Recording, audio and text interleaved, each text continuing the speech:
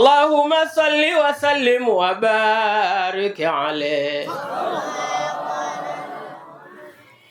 Ilipotimia swahi miezi miwili, mimba ya Mtume baada ya nyingi kauli zilizokhtilafu kwa watu wenye akili, wanawazuoni wa hadithi, wapokezi wema.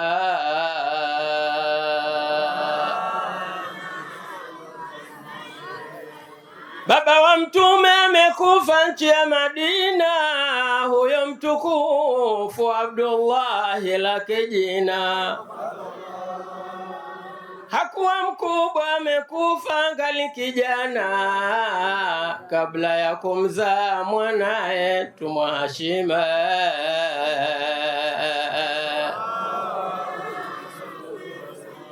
Yalipofika Abdillahi maradhi yake, alipita kwao kwa wajomba wa baba yake, ni Bani Adi Najari taifa lake, kuliko mhusu kikeni babu ya Hashima.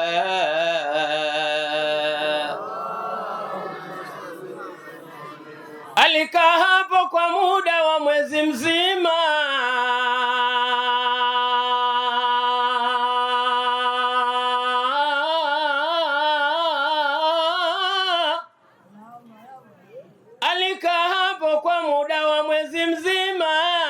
na hali ya kuwa ni mgonjwa, maradhi yamemwegama. Wakashughulika kumuuguza na kumfanyia kwa kila jambo la huruma sana.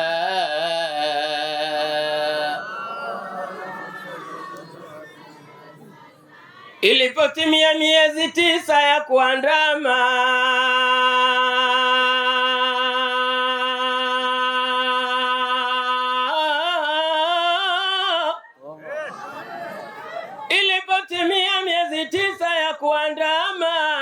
juu ya ukweli wa maneno ya maulama, wamethibitisha kwa wote zao karima, wanawazuoni wa hadithi, wapokezi wema.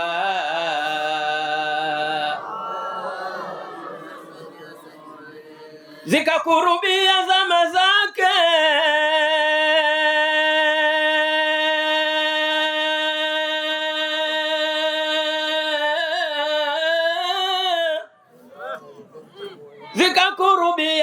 zake, za kutokana kwa kiu ambayo ilokuwa imesonga sana, nayo kutokuwa dini ya kweli. Sasa hapana atozawa mwenye haki dunia nzima.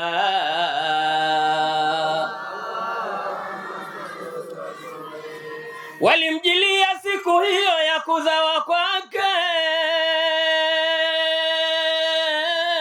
mama wa Mtume, jamii ya wanawake.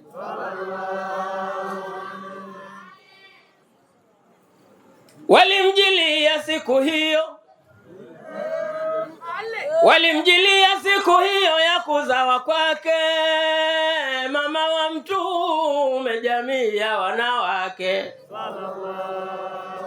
Mama Mariamu na mama Asia na wenzi wake mahur aini wametoka peponi wema.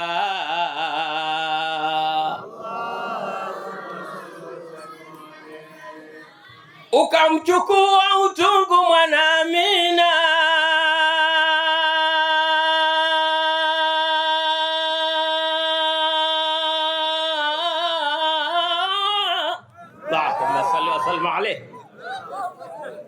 ukamchukua utungu mwana Amina, pasina tabu kamzaa wetu Saidana. Ikatoa mwanga nuru yake, bwana wa mabwana, ikazagazisha jamii dunia nzima.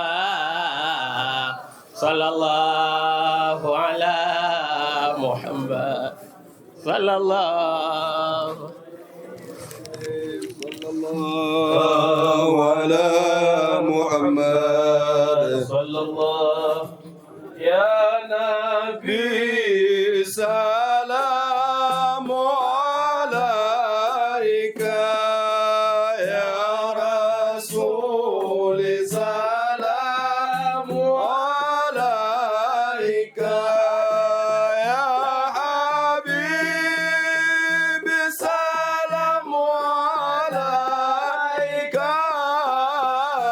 يا رسول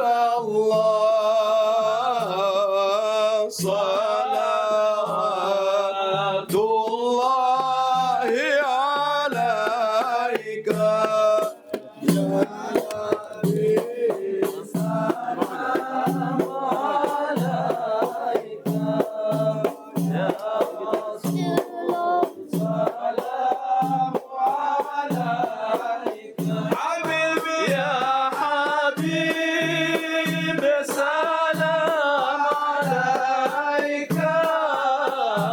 يا رسول الله صلوات الله عليك أشرق البدر علينا فاختفت منه البدور مثل حسنك ما رأينا يا رسول الله أفق عيني يا مؤيد يا ممجد يا رسول الله يا إمام القبلتين يا نبي سلام عليك الله يا رسول سلام عليك حبيبي يا حبيبي سلام عليك يا رسول الله صلوات الله عليك أنت شمس أنت بدر أنت نور فوق نوري أنت إكسير وغالي يا رسول الله أنت مصباح صدوري يا نبي سلام عليك الله يا رسول سلام عليك حبيبي يا حبيبي سلام عليك يا رسول الله صلوات الله طلع البدر علينا مرحبا مرحبا من ثنيات الوداع مرحبا مرحبا مرحبا أهلا وسهلا مرحبا مرحبا مرحبا يا خير داعي مرحبا مرحبا وجب الشكر علينا مرحبا مرحبا ما دعا لله داعي مرحبا مرحبا أهلا وسهلا مرحبا مرحبا مرحبا يا خير داعي مرحبا مرحبا يا نور عيني مرحبا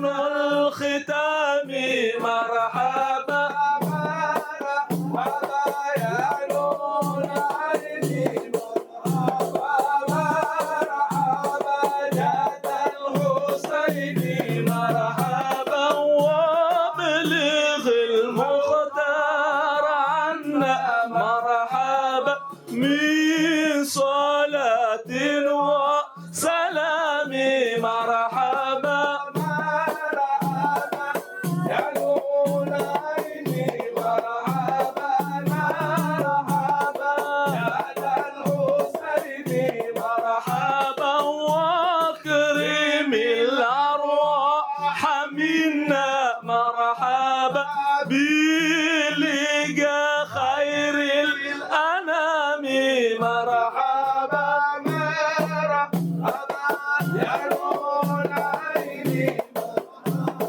مرحبا جاد الحسين مرحبا اغفر لي ذنوبي يا الله بركة الهادي محمد يا الله اغفر لي ذنوبي يا الله بركة الهادي محمد يا الله ربي بلغنا بجاهي يا الله في جوار خير مقعد يا الله ربي اغفر لي ذنوبي ببركة الهادي محمد يا الله وبجاهي يا إلهي يا الله جل وبلغ كل مقصد يا الله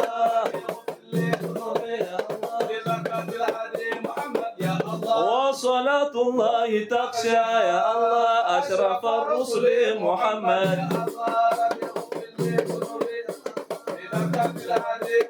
يا الله وسلام مستمر يا الله كل حين يتجدد يا الله ربي اغفر لي ذنوبي يا الله ببركة الهادي محمد يا الله ربي اغفر لي ذنوبي ببركة الهادي محمد يا الله ربي اغفر لي ذنوبي ببركة الهادي محمد.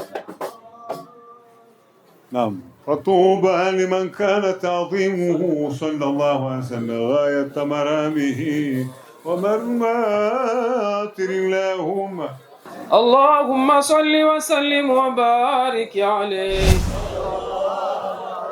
Tumsalie bwana mtume. Naam. Tumelala au tuko macho? Unalalaje? Na mheshimiwa mufti kwa hapa bado anasema. Wote naomba tunyanyuke. Tusilale.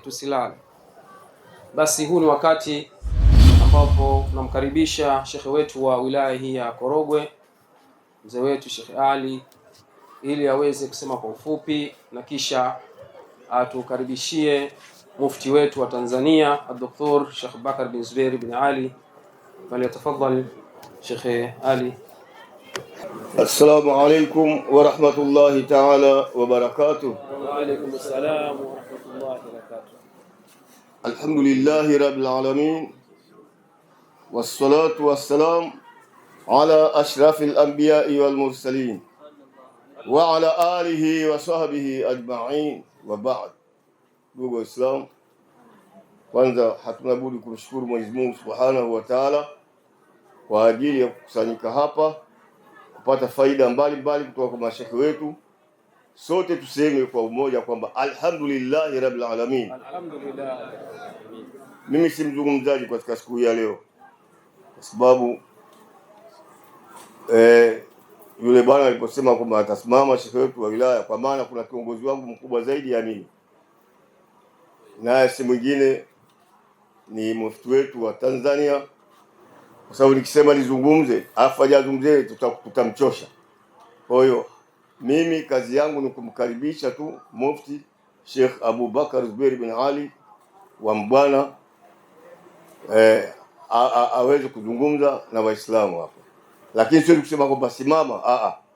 Yeye mwenyewe ndio atachagua asimame au akae, ila mimi namkaribisha tu, pamoja na kwamba mimi ni kaka yake, lakini sina amri kutokana na kuchunga misingi ya ilmu. Kwa sababu ya kuchunga misingi ya ilmu, basi huyu kama yeye ni mdogo wangu lakini mkubwa wangu sasa kwa ajili ya dini. Sallu ala nabi.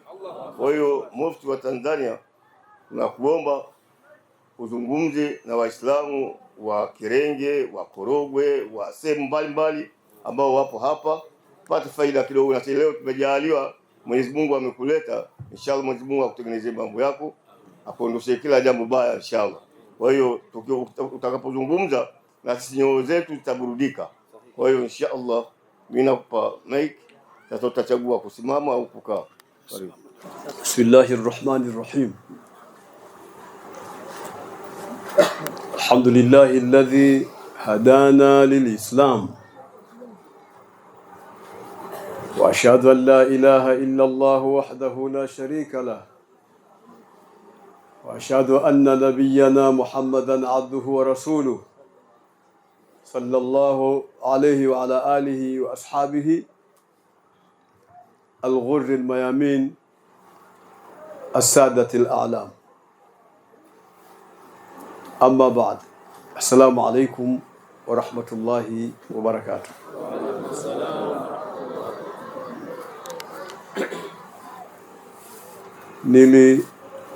Nilitanguliza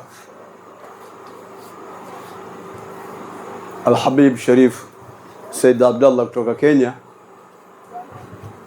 azungumze, kwa maana hayo yatasiri kuwa ndio mawaidha ya leo hapa.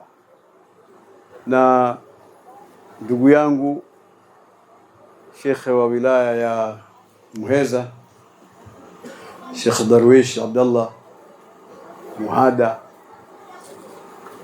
na walitosheleza wao katika kuzungumza. Kulikuwa hakuna haja ya kuzungumza tena. Kwa hiyo mimi nimesimama kwa sababu kwa muda mrefu tangu yameanzishwa maulidi haya mimi sijawahi kufika, na nimshukuru al-Ustadhi Mwenda ambaye huyu katika Baraza Kuu la Waislamu Tanzania ni naibu katibu mkuu utawala na fedha, na hiyo nafasi nimempa mimi mwenyewe, kwa sababu nafasi kama hiyo kikatiba haitolewi na mtu yoyote, anatoa mufti mwenyewe. Mwenyekiti wa baraza ni nafasi mimi natoa, na mchagua nimtakaye ambaye ninaona atanifaa. Katibu mkuu wa baraza namchagua mimi mwenyewe, namteua mimi mwenyewe. Manaibu wake wawili, naibu wa utawala na naibu wa dini, wote hao ninawateua mimi mwenyewe. Baraza la ulama mnalisikia, kadhalika naliteua mimi mwenyewe. Mimi ndiye ninasema fulani ndio atanifaa kuwa naye katika baraza la ulama, na mimi mwenyewe ndio mwenyekiti wa baraza la ulama. Kwa hiyo nilimuona kijana huyu Mwenda kwa akhlaqi zake kwa muda mrefu akiwa kama mhasibu wa baraza makao makuu. Ilikuwa kila anavyoendelea kufanya kazi mimi naendelea kumtupia macho na kuona kama anafaa au hafai. Lakini baadaye nikaona anaweza kunisaidia, nikamuongezea nafasi bila kumuondolea ile aliyokuwa nayo. Nikampa nafasi ya kuwa naibu katibu mkuu utawala.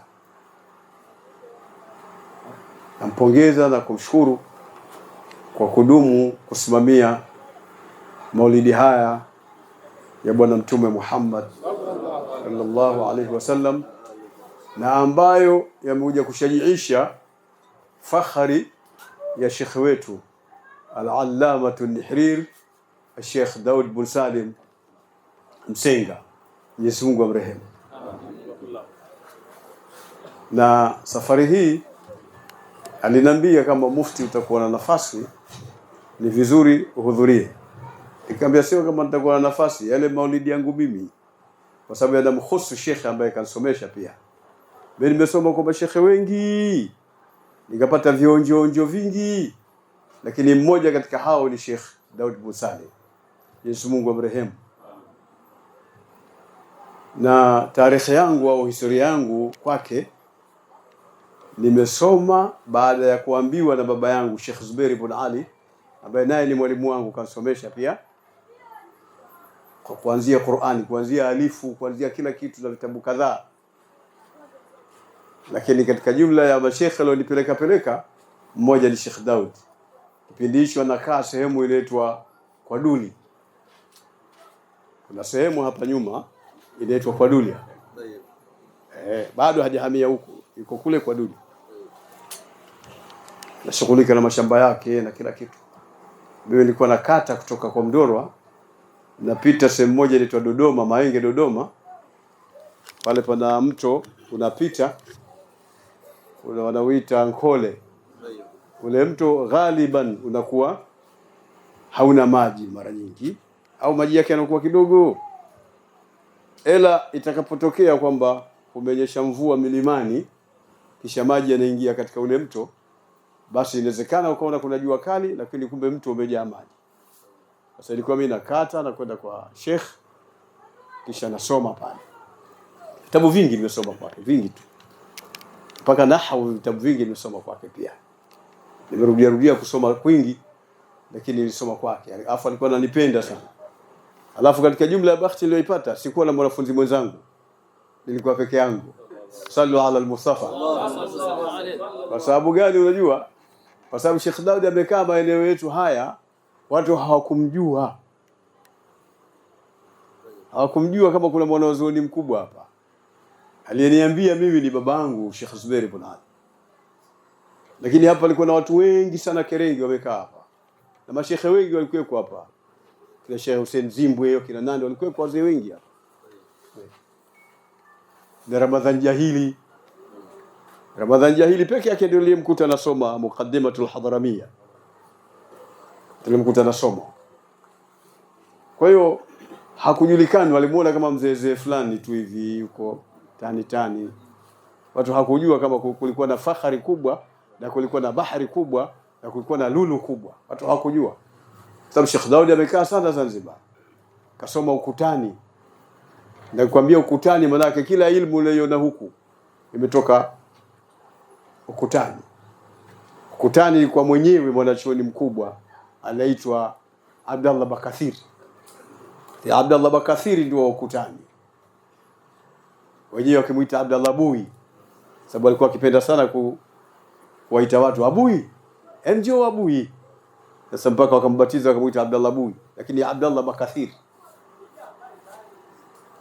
Yule alikuwa mwanachuoni mkubwa alifundisha watu wengi sana. Hapo ukutani ndipo aliposoma Sheikh Daud bin Salim.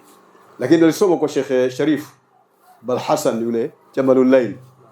Ni jamaa yao kina Said al-Badawi, kina Said Hussein Badawi, lakini yeye akiishi Zanzibar. Zama hizo lakini. Miaka hiyo. Baada Sheikh Daud amezaliwa 1905. Kwa hiyo yeye amesoma na Abdullah Saleh al-Farisi pale ukutani, na kwa Sheikh Muhammad Mlori na kwa Hassan Jamalul Layl, amekuwa ni bingwa wa ilmu za ala pale Zanzibar nzima. Alikuwa ni bingwa.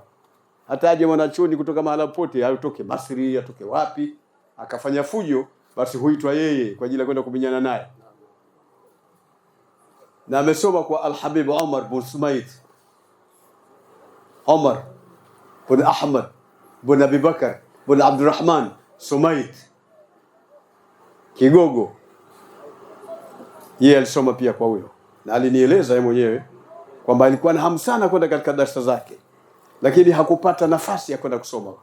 Na zama hizo ilikuwa Zanzibar washekhe hawana inda, hawana choyo. Ukisoma alfajiri kwa shekhe huyu, shekhe yule anakuambia kuna darasa ya Al-Habib wa Dhuhuri, nenda. Ukisoma pale naambiwa alasiri kuna Sheikh Muhammad Mlori, nenda. Magharibi kuna darasa la tafsiri, nenda. Walikuwa namna hiyo. Kwa hiyo wamesoma kwa wanazuoni wengi wale wa Zanzibar kwa ufupi. Katika miaka yote ambayo alikaa kule Zanzibar, na zama alizokwenda yeye ni zama za madau yale ya kufanya hivyo. Kwa hakuna kama hisi unapanda Bahresa ushafika. Hakuna masala hayo. Kwa unaweza kuwa katika maji siku 2 au 3. Unahangaika na maji tu, hujui kama utafika salama au vipi. Ndio zama zake Sheikh Daud bin Salim rahmatullahi alayh. Hii tarehe kwa sababu nilikuwa naye, alikuwa ananipa mwenyewe.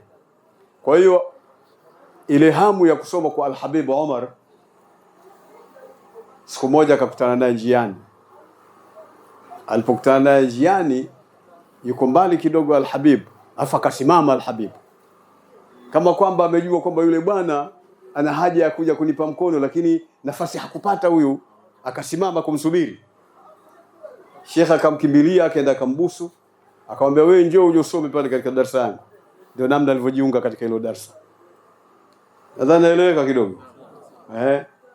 Sasa haya, mtu mkubwa kiasi hicho alikuwa ataeleweka huku jamani?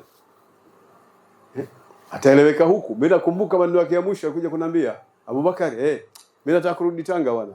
Nataka kuuza kila kitu na rudi Tanga. Mimi watu hawajanielewa, watu hawana jambo lolote bwana. Ngoja kakae na wenzangu kule. Mashekhe wenzangu wale uko Tanga mjini. Maneno ananiambia Sheikh Daud Bosani. Kaambia Sheikh, hapana. Hapana, Mwenyezi Mungu ana jambo mpaka amekuleta huku. Sasa huo ni ufupi wa namna ya Sheikh Daud bin Salim, ambao watu wa maeneo yetu yote haya, yote kuanzia Korogwe, wapi Manundu, mpaka huko Magoma, mpaka wapi Maramba, watu hawakumuelewa. Lakini sisi tulibahatika kujua, na mimi nimshukuru baba yangu mzazi Sheikh Zubair ibn Ali ambaye ni mwalimu wangu. Ni mwalimu wetu, wasemaje bwana? Tulisomesha kila kitu. Na alikuwa ni mtu wa tajwidi, mtu wa fasaha, mtu wa ulum. Alikuwa namna hiyo. Akisoma mtu ovyo ovyo anamgongea. Hapana, hiyo ni qalqala. Namna hiyo. Naam. Alikuwa amemeza vitu vingi. Ndio akaniambia hapana, ngoja kupeleke kwa jamaa yangu kwenda ukasome. Nikawa navuka na kuja kusoma, navuka na kuja kusoma, nikamaliza vitabu vingi. Na alikuwa na ibara nzuri sana. Alikuwa na ibara nzuri. Nilikuwa mimi pia nimesoma kwa Sheikh Ahmed bin Juma bin Ahmed al-Bukhari.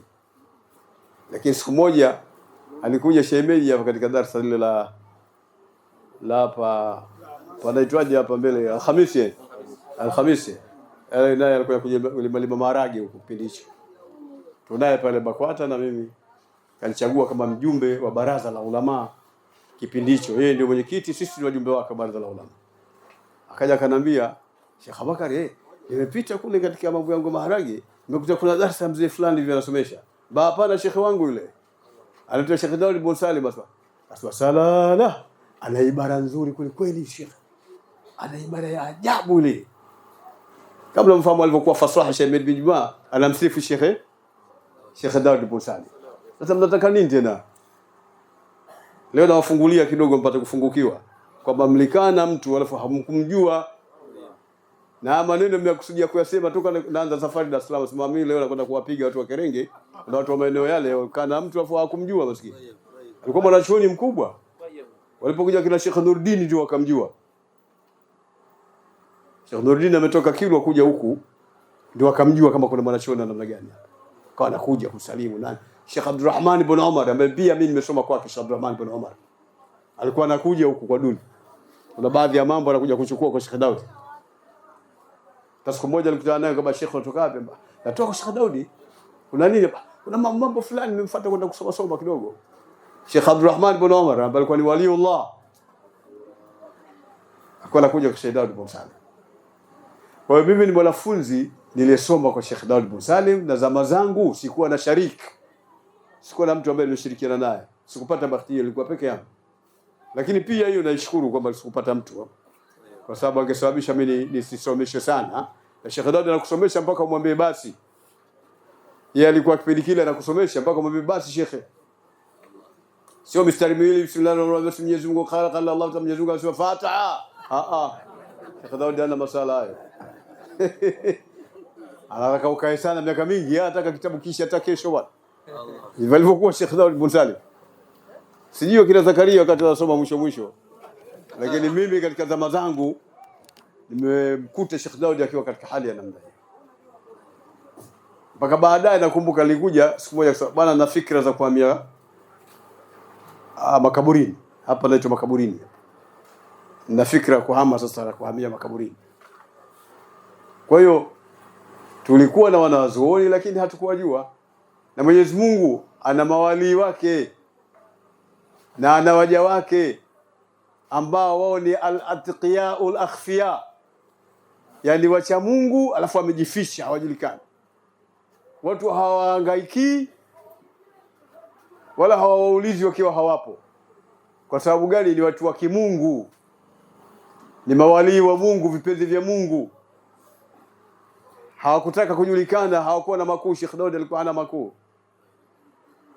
Hata njiani ukimkuta kaona maswali ukimuuliza kujibu pale pale.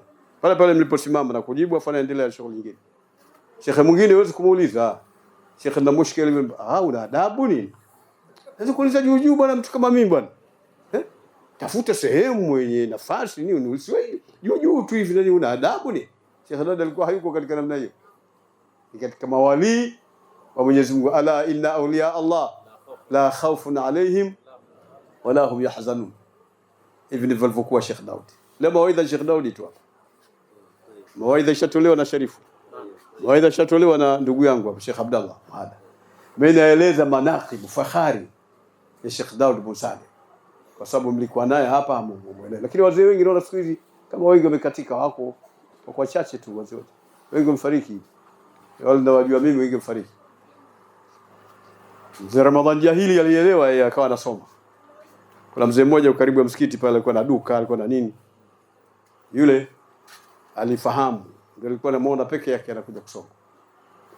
Na hata siku nyingine Sheikh ananiachia na muondosha mishkeli. Ilikuwa namna hiyo.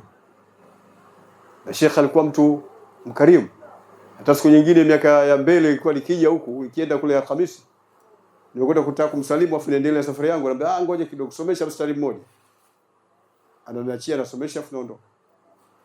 Sheikh Dawud bwana ananiachia mimi mwanafunzi wake anasomesha kisha atoka. Hata alipokufa baba yangu akasema mashaallah, Abubakar sasa amebaki mimi tu hapa. Anasema Sheikh Dawud bin Saleh.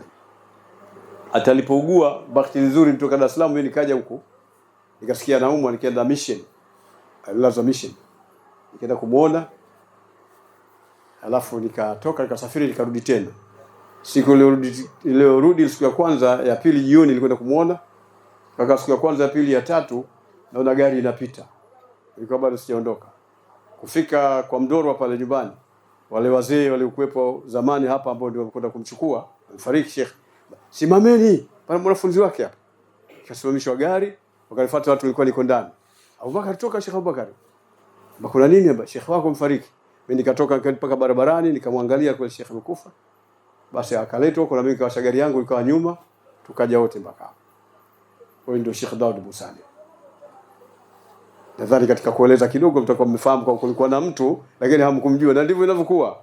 Watu wema na watu wa kimungu na wacha Mungu, watu wakubwa, hakuna anayewajua ila baada ya kutoka. Inaeleweka Ndio watu wanajua kwamba gogo limeondoka.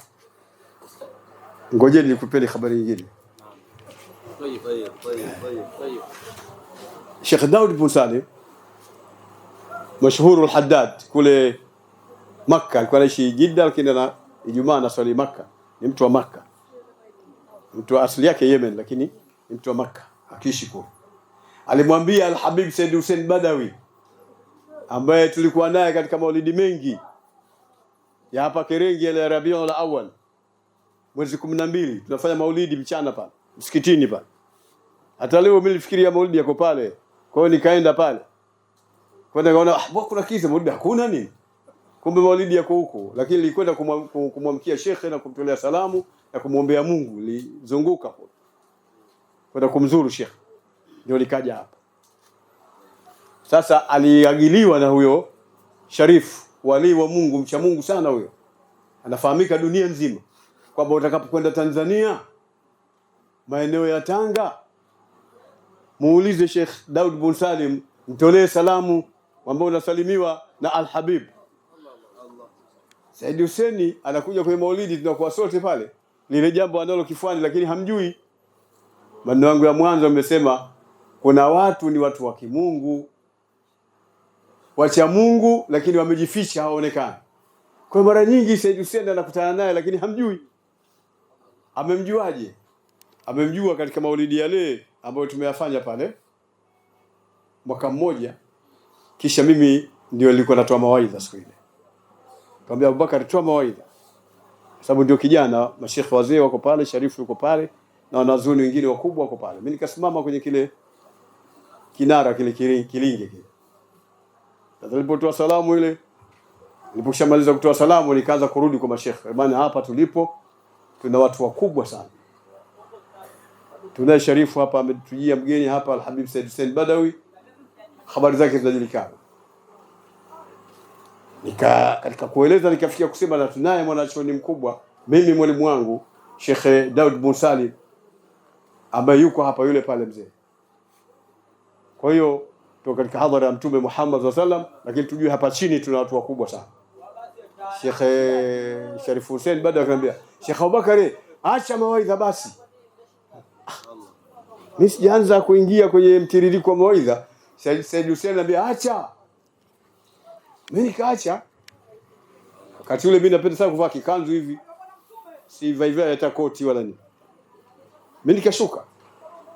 Kushuka ambia, huyu ndio Sheikh Daud bin Salim wewe. Mimi nimeagiziwa na Al-Habibu Makkah. Nimtafute, nimfikishe salamu zake, na hangaika siku zote namuona simjui. Ndio huyu, ndio wewe unasema huyu. Akaanza kulia, akakumbatiana wale analia. Hasa mimi mtu mmoja ameshika tu hii maiki. Mimi nikashuka, maana yake hakuna kazi, kazi imekwisha. Sallu ala taha. Allahumma salli wa sallim sallu ala hadratin nabi. Allahumma salli wa sallim. Mimi nikashuka zangu chini. Basi wenyewe wakaminyana pale, wakimwambia sisi tumekuwa tu maulidi, tunasubiri tu. Wakaambiana maneno, wakatemiana mate kwenye vichwa, wakatuambiana dua, kila kitu. Basi kumalizika kama mawaidha yamekwisha, habari imekwisha, usome mlango nani wa kumalizia. Basi kumalizika, ikapigwa kasida pale na Rishad, mambo yamekwisha. Wanafunzi walikuwa ni hawa, watoto walikuwepo kipindi hicho. Kwa hiyo sasa huyo ni Said ni Al-Habib Sheikh Daud bin Salim. Watu wa Maka, yeye hajawahi kuonana naye huyo mtu wala hamjui. Na yule bwana hajawahi kumwona Sheikh Daud wala hamjui. Lakini wanajuana tu hivi hivi. Roho za watu wema zinatembeleana na sura zao zinaonana. Kwa hiyo amejua kama kuna mwanachuoni wali wa Mungu anakaa porini. Anakaa porini.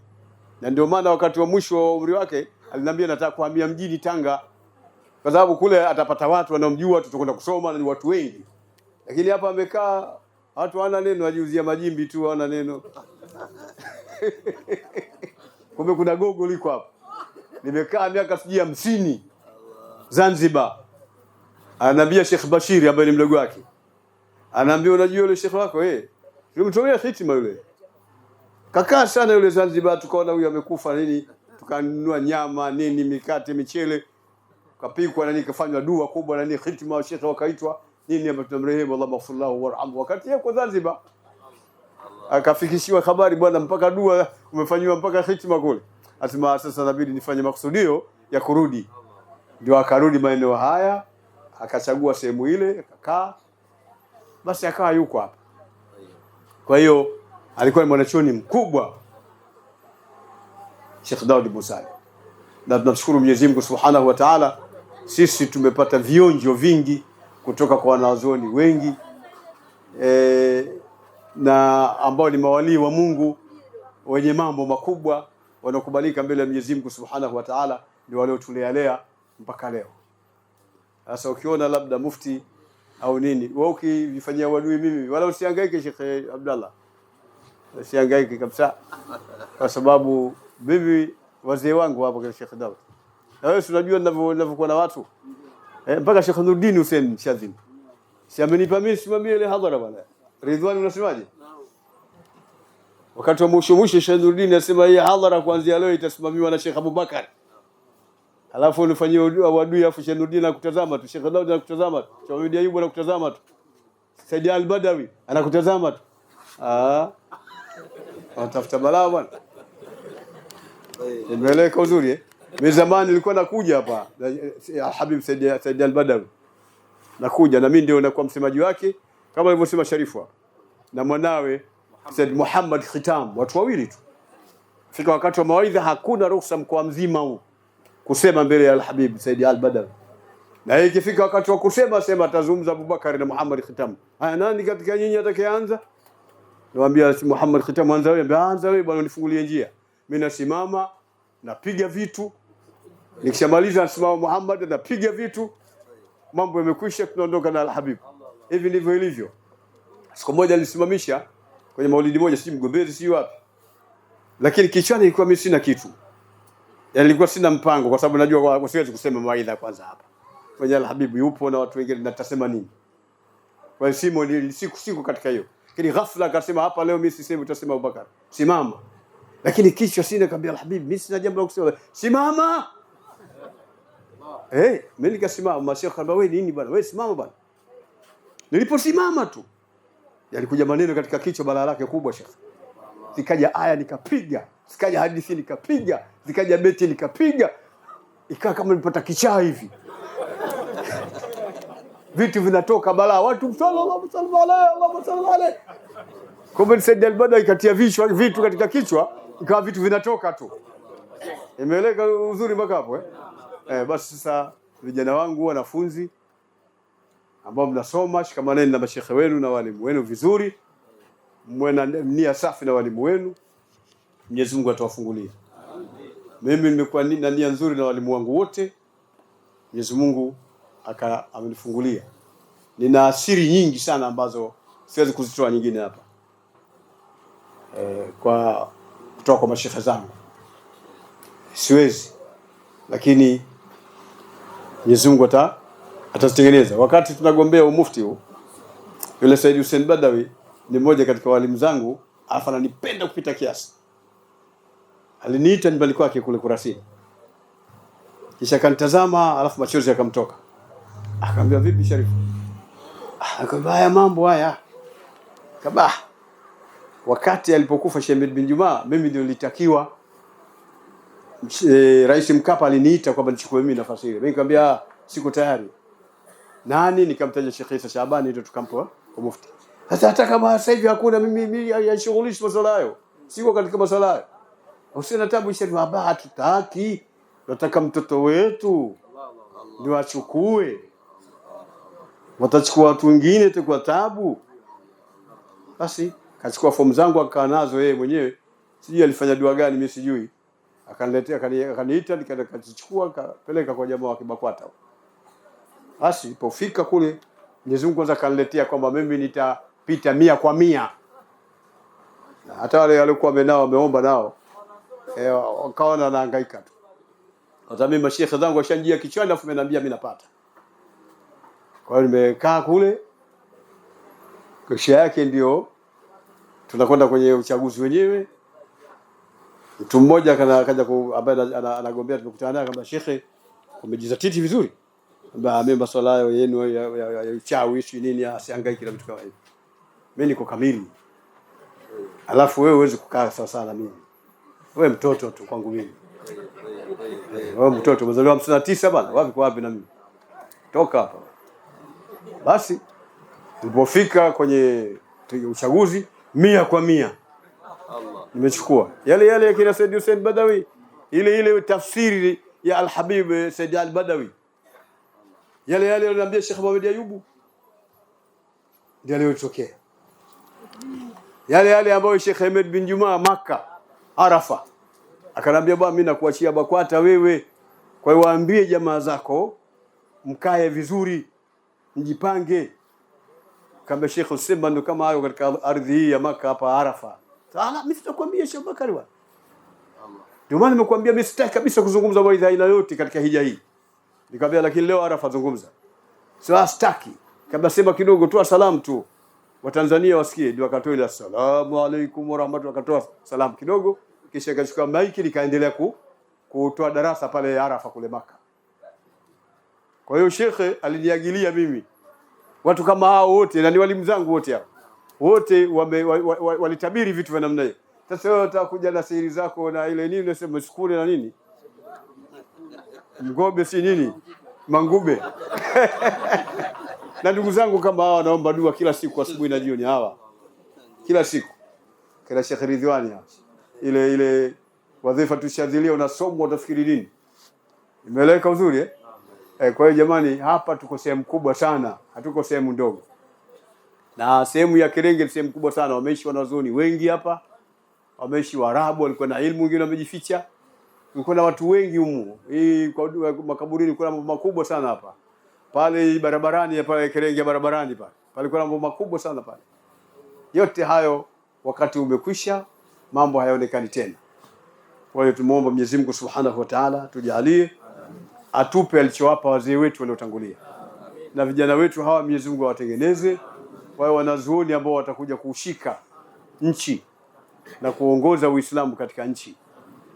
Uislamu mzuri wenye tabia nzuri.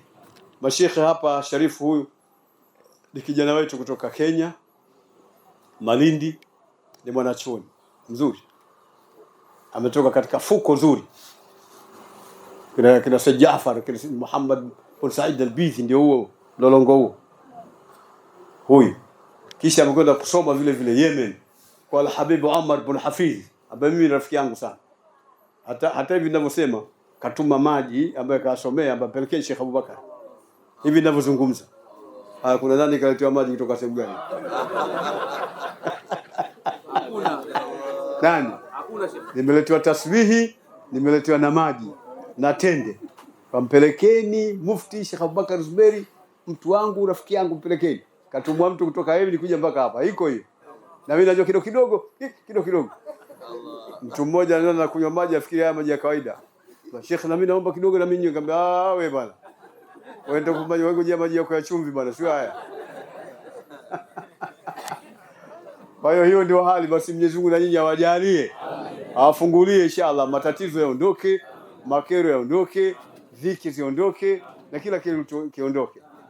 Lakini nimshukuru mama ambaye ni mke wake Sheikh Daud Busali. Ilikuwa hatunyimi chakula. Kipindi kile nasoma kule, ikifika wakati wa kande napata chakula nakula nini. Wengi wakati nasoma walikuwa wengine hawajazaliwa, wengine nani. Kwa na wale kina Muhammad wale. Kina Hamza. Tena yule Najim ulimwambia twende, akasema wewe tangulia mimi nakuja. Nashangaa sijamuona hapa. Walikuwa bado vidogo hivyo kina Najim wale. Namshukuru sana naam. Kina Hamidu. Basi namshukuru mama vile vile. Mwenyezi Mungu amjalie, amfungulie, amhifadhi na amlipe kwa ule ukarimu aliofanya kipindi kile. Sisi tuko pamoja na Sheikh. Baada ya kuzungumza haya, kama alivyosema, leo sitoi mawaidha, natoa tarikh, historia ya Sheikh Daud bin Salim. Inawezekana nyinyi mlikuwa mjui Sheikh Daud bin Salim. Mnaona ni mzee tu. Hata siku moja yuko Sheikh mmoja, sitaki kumtaja, si vizuri kwa sababu ukishakwenda mbele ya haki. Mimi sipo, lakini naishi Dar es Salaam kipindi hicho. Sasa alikuja kwa Sheikh Daud. Akamwambia Sheikh Daud, Sheikh amuuliza, "Wewe mbona ndio kuna siku ya tatu?" Yule Sheikh Abubakari amekuja, yuko pale kwa Mdorwa. Nilikwenda kumuondoa mishikeli kidogo. Umetoka mshenzi wewe. Unaweza kumuondoa mishikeli Sheikh Abubakari wewe? Jamaa kwa anapenda sana kusema vitu visivyokuwepo. Sheikh Daud akamtoa nani? Amwa kichani toka. Ndio Sheikh Daud anamjua mwanafunzi wake alivyo. Hata leo watu kazungumza vitu kama hivi. Mwenyezi Mungu akufirie wazee wetu, arehemu, amhifadhi mama yetu, ampe baraka katika maisha yake na katika shughuli zake na wanawe na wajukuu zake. Nashukuru na kijana wangu huyu amekuja kuingia katika nyumba kubwa, nyumba ya Sheikh Daud. Nimuuliza mbona wapi? Abaika. Bazungumza bwana. Sasa nimezungumza kule ni mjukuu wa Sheikh Daud. Basi sasa umeoa katika nyumba yetu sisi. Nyumba yetu sisi. Kwa hiyo una adabu wewe na nini? Usilete mchezo wako. Wala usipige mtu hapo. اللهم يا أول الأولين ويا آخر الآخرين ويا ذا القوة المتين ويا راحم المساكين يا سلام سلمنا والمسلمين يا سلام سلمنا والمسلمين يا سلام سلمنا والمسلمين. اللهم ربنا تقبل منا إنك أنت السميع العليم وتب علينا إنك أنت التواب الرحيم واهدنا وفقنا إلى الخير وإلى صراطك المستقيم وصلى اللهم وسلم على محمد وآله وصحبه أجمعين. الحمد لله. Roho zikiwa hai mwakani inshallah, wakati wa hadhara hii, kabla uniambie na mimi nishiriki katika masuala ya maandalizi, na mimi nishiriki, tushiriki wote, akina Zakaria hao akina nani. Sasa marke mimi ndio mkubwa wenu, mimi ndio mkubwa wenu, niingie katika masuala kama haya na mimi nishiriki, badala kwa dunia 10 tulete 20 hapa cha mchele watu wale. Au sisi tumekaa kando tunaangalia sasa vipi wafanye nini. Wa sallallahu wa sallam ala sayyidina Muhammad. Sallallahu ala Muhammad. Sallallahu ala Muhammad. Jamaa, tumepata faida tujapata faida? Tumepata faida tujapata faida? Huyu katibu wa Manyara anaitwa Khairallah, amenikumbusha jambo kwamba angependa niliseme. Nikamwambia huwezi kusema yote, maana mengi mimi na Sheikh Daud, lakini huwezi kusema yote. Lakini moja katika karama zake ni siku moja nimesoma, baada ya kusoma kwa saa 8:09 hivi nimeagana naye, nikamwambia ngoja nende kwa Mdoro. Akaniambia basi nenda. Nikateremka kule kwa Duli, kuna kupita katika ule mto uliosema mimi, unaitwa mto Kole. Nikaukuta umejaa maji, lakini wakati wa kwenda ulikuwa mkavu, ulikuwa hauna maji. Na ukivuka pale kwa Duli unakutana na mji unaitwa Dodoma. Wanalima sana mipunga kipindi hicho. Pana mbu sana mahali hapo. Basi nikaona sasa itakuwa nirudi tena nyuma hivyo, nipite mpaka makaburini, nipite hivi, itakuwa sehemu ndefu. Kwa sababu nilikuwa kijana, nikaona hapa naweza nikaruka hapa. Na mimi zamani nilikuwa nacheza mpira nini, najua hapa naweza kuruka. Kuruka nikakanyaga kwenye yale majani kama miwa yale. Ngugu. Kumbe ile haina nguvu, imeliwa na yale maji. Ikaporomoka ruti ndani ya maji. Afu maji yana nguvu. Imenyesha huko juu mvua kubwa sana. Allah. Lakini nikajitahidi mpaka nikakurupuka, nikatoka. Nikajua vitabu vyangu vitakuwa sina vitabu tena. Itakuwa tena labda mzee wangu anunulie vitabu. Maana mzee alikuwa na vitabu vingi babangu. Kwa hiyo nachomoa tu kwenye kabati, nakuja kusoma, nachomoa. Hata mimi Hajjul Talibina yakuwa ile makatai ndio nilosomea mimi. Ilikuwa ni ya kwake lakini la ajabu kitabu hakikuingia hata tone moja. Na wakati mimi niliingizwa katika maji mpaka ndani kabisa, afu kaibuliwa. Allah. Nilipoibuliwa ndio nikapata fahamu ya kuruka upande wa pili. Kitabu hakikupata maji wala havikuroa vile vitabu kabisa, vikavu vile vilivyotoka navyo pale kwa Sheikh. Angalia mawali wa Mwenyezi Mungu Subhanahu wa Ta'ala. Zilikuwa ni karama za Sheikh Daud. Umeelewa uzuri eh? Wallahu wali tawfiq. Jamani, nafikiri kama nilivyosema, tumepata faida tujapata faida? Nakushukuru sana Mheshimiwa Mufti. Hii tarehe mimi nilikuwa naipata vipande tu. Vipande mara kukutana huyu anasema hiki kidogo, nikapata hiki kidogo. Kwa hiyo leo tunashukuru sana. Wallahi tumepata kwa ukamilifu wake. Mungu akubarikie sana. Azidi kutia nguvu na Allah azidi kutuwekea inshallah. Tuzidi kupata faida kubwa kutoka kwako inshallah. Basi baada ya maneno haya nafikiri tunafika mwisho, na wakati huu ni wakati wa kupata dua, na baada ya pale tuombeni, chakula kipo cha kutosha. Baada ya kumaliza hapa basi tuelekee kwa ajili ya kupata chakula. Lakini Mheshimiwa Mufti, hapa Kerenge kuna kikundi ambacho kimeanzishwa kinaitwa Maendeleo Group. Maendeleo Group, maneno yao wameandika pale kwamba tulia tukuletee. Wameandikaje pale? Tulia uletewe. Maendeleo Group, tulia uletewe. Ni kikundi kizuri ambacho kwamba kazi yake kubwa ni kushiriki katika shughuli mbalimbali kwa kujitolea. Kwa hiyo wanajikusanya hata katika hadhara hii, katika siku zote mbili hapa ambapo tulikuwa na hadhara kina mama jana na leo hii, tangu asubuhi wapo, tunashirikiana kama kamati kufanya shughuli mbalimbali. Kwa hiyo kama kuna misiba, kuna nini, kazi yake kubwa ni hiyo hapa. Ni hawa ambao tunaona wamevaa t-shirt. Kwa hiyo nao na maombi yao mbalimbali, kama kuna namna yote ya kuweza kukisaidia kikundi, kwa sababu ni kikundi ambacho kinahusiana na kuamuana kiuchumi. Kwa hiyo kuna namna ambao wanafanya michango yao na vitu vingine kama hivyo. Kwa hiyo kwa kweli tunawashukuru sana pia kamati hii. Lakini pia tuwashukuru wote ambao kwamba tumeweza kushirikiana nao, lakini pia kwa muongozo wa baba yangu hapa Sheikh Ali. Yeye alikuwa muda mrefu tu anasema nataka kurudi Dar es Salaam. Akasema ngoja kwanza mpaka shule yetu ishe ndo nirudi. Nasubiri sasa ni tumalize ndo mimi nirudi. Kwa hiyo kila nikiwasiliana naye akisema maneno haya. Kwa hiyo tumemweka muda mrefu, lakini mtu maelekezo yake, maandalizi yote ambayo tunaona tumefikia hapa ni kwa sababu ya maelekezo yake. Lakini wote, katibu wa wilaya Bakari ametupa ushirikiano mkubwa sana. lakini wanafunzi wetu hawa wa Zuberia pia ushirikiano mkubwa. Lakini pia nitoe shukrani kwa madrasa zote ambazo zimeshiriki, lakini pia kwa kipekee Sheikh Ridwan ambaye aliondoka akatoka Kilwa Pande, kutoka hapa akaenda huko, lakini pamoja na kwenda huko tayari ashatuahidi kwamba lazima atarudi, atafika hapa kwa ajili ya kuhudhuria hadhara. Kwa hiyo yote pia ni katika mapenzi yake ya kuhudhuria hapa. Lakini Mheshimiwa Mufti, tunaye mama yetu Anti Tahia ambaye ametokea Mombasa.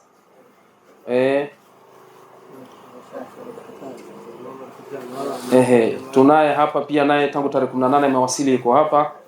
Tuko naye hadhara kina mama na mpaka leo yupo. Allah kujalia khair, labda kesho ataondoka. Lakini kama nilivyoeleza, baba pia alitoka safari kutoka Kiteto, lakini yuko pia na mama zangu pia wawili, mamangu mzazi pia na mama yangu mwingine mdogo, wamefunga safari pia wako huku, pamoja na wamama wengine wa Muridi wameongozana pamoja kuja katika hadhara hii. Lakini pia na wageni wetu mbalimbali ambao wametoka katika maeneo mbalimbali, lakini mwingine ni Sharif Barakati ambao pia tulimtarajia aweze kuhudhuria, lakini bahati mbaya leo wakati wa dhuhuri akatupigia simu kupata dharura ya kushindwa kuhudhuria. Kwa hiyo wote, Mheshimiwa Mufti, na mwaka huu idadi imeongezeka haswa baada ya kuwa matangazo yetu yalikuwa tukitaja Mheshimiwa Mufti atakuwepo anahudhuria katika hadhara hii, na ndio maana hadhara imekuwa kubwa. Na hii ndio tabia yako tulivyokuzoea, kwamba kila unapopita basi utaona tu kundi la watu nyuma yake. Wala tupati ushajua tu, hata barazani pa tumezoea. Wewe usipate tabu ukiwa nje tu, ukiona watu wengi, magari mengi yamejaa na nini, unajua Mufti yuko ndani. Akishaondoka basi ondoka na watu wake, tunabaki si wenyewe na viofisi vile tunaandika. Kwa hiyo ni baraka yetu kwa kweli. Tunamuomba sana Mwenyezi Mungu atujalie kheri inshallah. Basi baada ya kuyasema haya, Mheshimiwa Mufti, tunaomba mwongozo wako wa mwisho ambao atatufanyia dua, na kisha baada ya hapa tuelekee kwa ajili ya kupata chakula, na inshallah itakuwa mwisho na Sheikh Ridwan inshallah dua ya kufunga inshallah.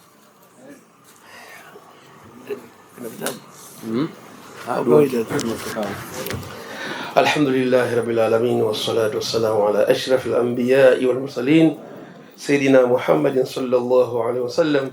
اللهم يسر لنا أمورنا من راحة لقلوبنا وعبدنا والسلامة والعافية في ديننا ودنيانا، وكلنا صاحبا في سفرنا وخليفة في أهلنا، وتنص على وجوه أعدائنا. اللهم إنك تعلم ما نحن فيه وما نطلبه ونرتجيه من رحمتك في أمرنا كله، فيسر لنا ما نحن فيه من سفرنا وما نطلبه من حوائجنا، وقرب علينا المسافات، وسلمنا من العلل والآفات، ولا تجعل الدنيا أكبر همنا ولا مبلغ علمنا، ولا تسلط علينا من لا يرحمنا. اللهم يا من هو هكذا ولا يكون هكذا سواه جامع الناس، اليوم لا ريب فيه اجمع بيننا وبين حاجاتنا بالسلامة القدسية، كما جمعت بين أسمائك وصفاتك يا ذا الجلال والإكرام، برحمتك يا أرحم الراحمين، برحمتك يا أرحم الراحمين، برحمتك يا أرحم الراحمين. وصلى الله على سيدنا والحمد لله.